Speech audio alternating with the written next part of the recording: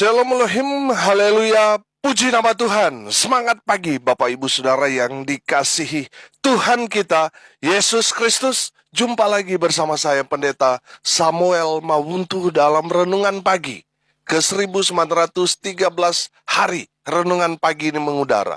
Puji Tuhan.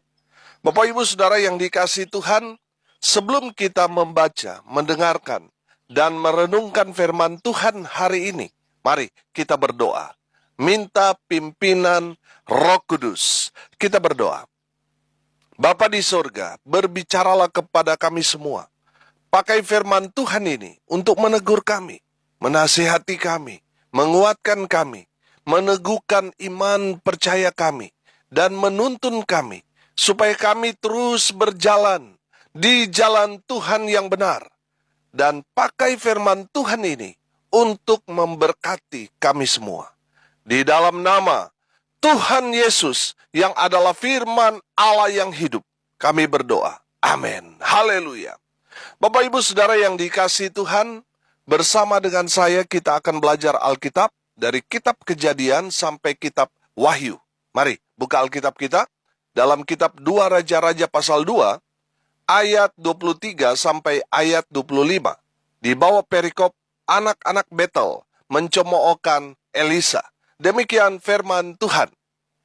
Elisa pergi dari sana ke Betel, dan sedang ia mendaki, maka keluarlah anak-anak dari kota itu, lalu mencemoohkan dia serta berseru kepadanya, naiklah botak, naiklah botak. Lalu berpalinglah ia ke belakang, dan ketika ia melihat mereka, dikutuknyalah mereka demi nama Tuhan. Maka keluarlah 2 ekor beruang dari hutan, lalu mencabik-cabik dari mereka 42 orang anak. Dari sana pergilah ia ke Gunung Karmel, dan dari sana pula kembalilah ia ke Samaria. Amin, firman Tuhan. Haleluya. Bapak Ibu Saudara yang dikasihi Tuhan, konteks kebenaran firman Tuhan ini ketika Elisa dalam perjalanan dari Yeriko ke Betel.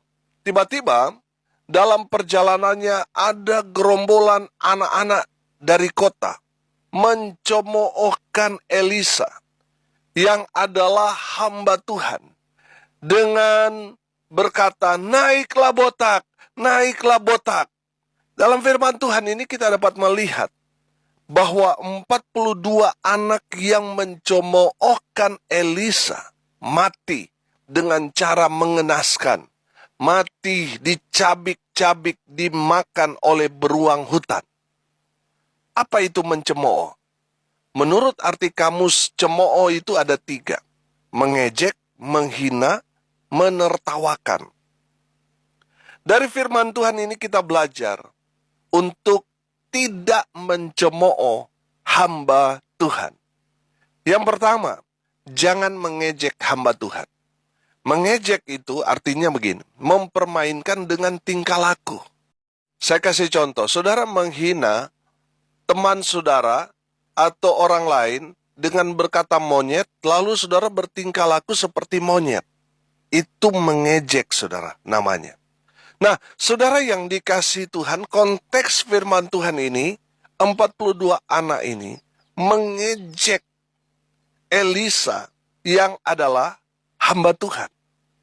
Saudara, apapun keadaan seorang hamba Tuhan, firman Tuhan ini mau mengingatkan kita semua, jangan pernah mengejek mereka.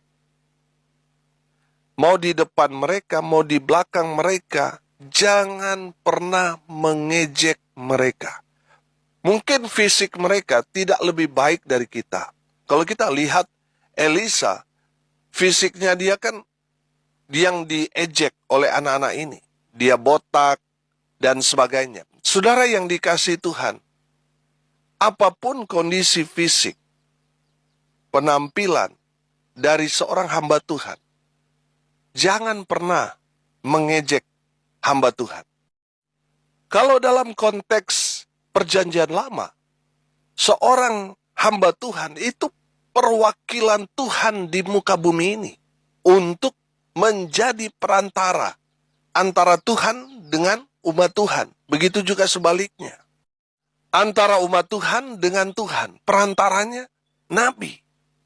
Saudara yang dikasihi Tuhan, kalau kita mengejek hamba Tuhan, itu sama artinya kita mengejek Tuhan. Jadi saudara yang dikasihi Tuhan, jangan pernah mencemooh. Atau yang pertama kita belajar, jangan mengejek hamba Tuhan. Karena mereka adalah perwakilan Tuhan. Mengejek hamba Tuhan sama seperti mengejek Tuhan.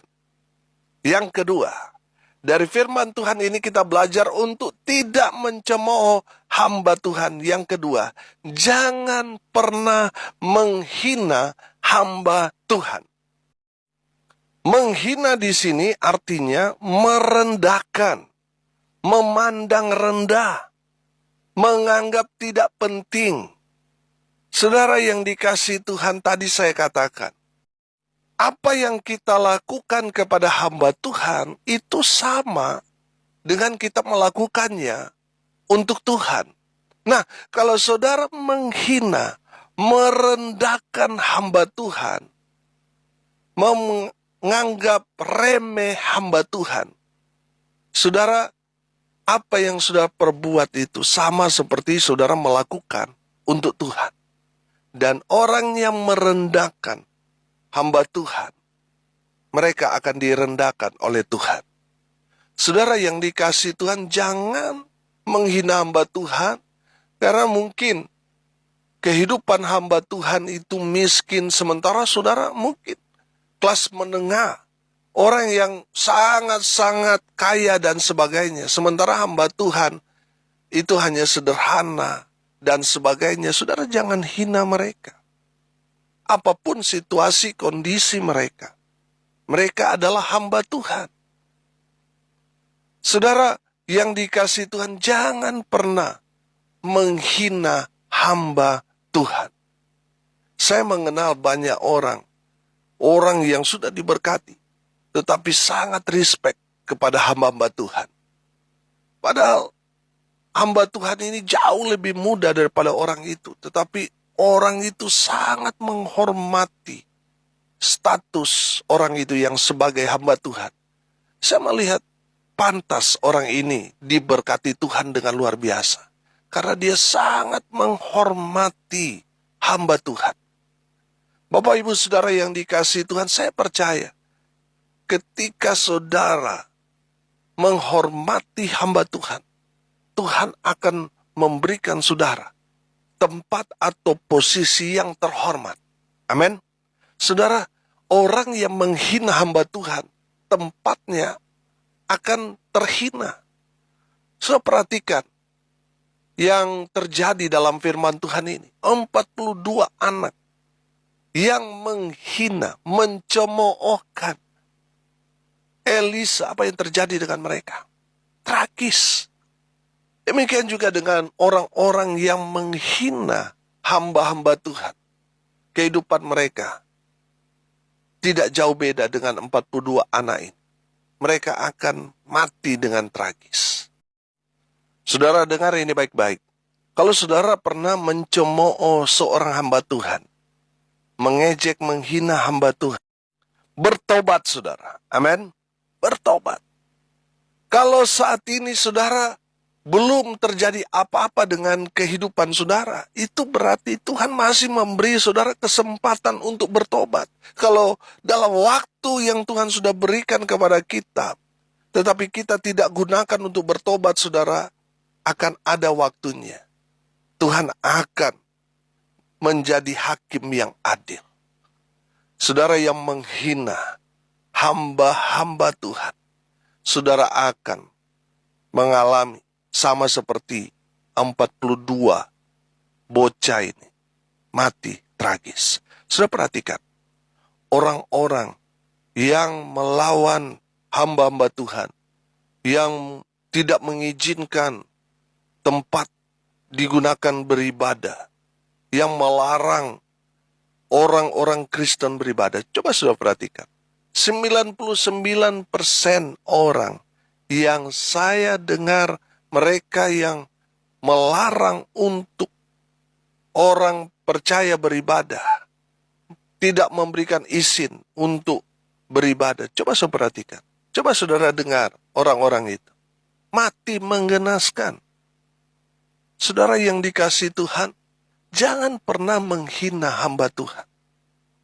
Karena tadi saya katakan, menghina hamba Tuhan sama artinya menghina Tuhan. Kalau misalnya saudara datang utusan Pak Jokowi, datang untuk bertemu dengan saudara, membawa pesan dari Pak Jokowi. Tapi saudara nggak percaya, saudara hina dia. Lalu dia pergi, dia memberikan kabar kepada yang mengutus dia, yaitu Pak Jokowi. Apa yang terjadi kemudian kepada saudara? Saudara yang dikasihi Tuhan, saudara akan celaka, betul? Saudara terlebih lagi, utusan Tuhan yang Tuhan sudah tempatkan di tengah-tengah umat Tuhan, dihina, diejek, dicemooh. Saudara, orang-orang yang mencemooh hamba Tuhan, mereka akan celaka. Yang ketiga, dari firman Tuhan ini kita belajar untuk tidak mencemooh hamba Tuhan. Arti cemooh yang ketiga, menertawakan. Saudara yang dikasihi Tuhan, jangan menertawakan hamba Tuhan. Menertawakan itu artinya tertawa karena melihat kelemahan orang, melihat kekurangan orang. Saudara lihat anak-anak ini mencemoohkan, menertawakan Elisa karena apa? Kekurangannya dia. Botak, saudara. Saudara yang dikasihi Tuhan, kita tidak boleh menertawakan hamba Tuhan. Mungkin dia botak, pendek, hitam, atau mungkin dia punya kelemahan fisik, lain sebagainya. Saudara jangan pernah menertawakan hamba Tuhan. Saudara yang menertawakan hamba Tuhan, bertobat. Saudara, pertanyaannya sekarang, kenapa kita tidak boleh mengejek, menghina, dan menertawakan hamba Tuhan? Karena hamba Tuhan itu adalah orang yang diurapi Tuhan. Mereka adalah perwakilan Allah di dunia ini. Dan mereka diberi kuasa. Amin. Jadi saudara perhatikan, Elisa ketika dia melihat 42 anak bocil ini menghina dia, dia mengutuk di dalam nama Tuhan. Dan apa yang terjadi? Keluar 2 ekor beruang mencabik-cabik mereka. Saudara lihat, ada kuasa di sana.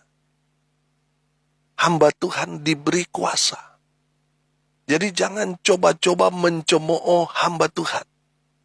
Karena kalau sampai hamba Tuhan itu keluar kata-kata kutuk dari mulutnya, oh habis saudara. Selesai saudara. Cepat atau lambat saudara, apa yang sudah keluar dari ucapan mulut hamba Tuhan itu akan segera terjadi. Jadi saudara yang dikasihi Tuhan, jangan memancing-mancing hamba Tuhan dengan mencemooh mereka. Sampai mereka keluar kata-kata mutiara dalam mulut mereka, saudara. Game over, saudara. Bertobat. Jadi jangan coba-coba mencemooh hamba Tuhan. Saya percaya, saudara tidak ada yang mau dikutuk. Tidak ada. Semua pasti mau diberkati Tuhan. Amin. Jadi kalau saudara mau diberkati Tuhan, dengar ini baik-baik. Perhatikan hamba Tuhan saudara. Supaya apa? Yang keluar dari mulutnya itu kata-kata doa yang baik. Yang paling terbaik buat saudara. Topang pelayanannya. Maka Tuhan pasti memberkati saudara. Dukung hamba Tuhan saudara.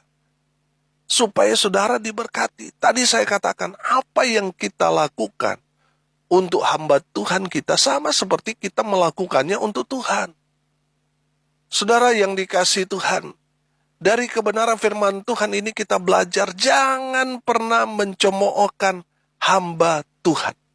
Jangan menghina, jangan mengejek, jangan menertawakan mereka. Apapun kondisi mereka, kekurangan kelemahan yang kita tahu, yang kita lihat sekalipun, jangan pernah mencemoohkan mereka. Jangan mengejek, jangan menghina mereka, jangan menertawakan mereka. Saudara, yang kedua kita belajar hargai dan hormati mereka sebagai hamba Tuhan, sebagai perwakilan Tuhan. Hargai, hormati mereka. Dan yang ketiga, jangan macam-macam dengan orang yang diurapi Tuhan. Karena mereka ada kuasa. Apa yang mereka katakan, itu yang akan terjadi. Kalau saudara membuat mereka marah, saudara, bahaya.